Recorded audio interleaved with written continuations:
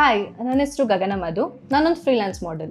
ನಮ್ಮ ಇಂಡಸ್ಟ್ರಿಲಿ face, skin, body ತುಂಬಾ important and ಅದು ನಮ್ಮ ಇನ್ವೆಸ್ಟ್ಮೆಂಟ್ ಕೂಡ.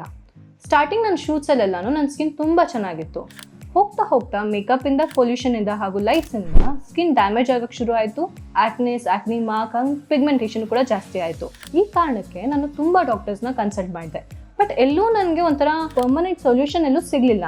ಹಾಗಾಗಿ ನೋಡ್ತಾ ಲೈಕ್ ಆ್ಯಡಲ್ಲಿ ಕಲರ್ಸ್ ಬಂತು.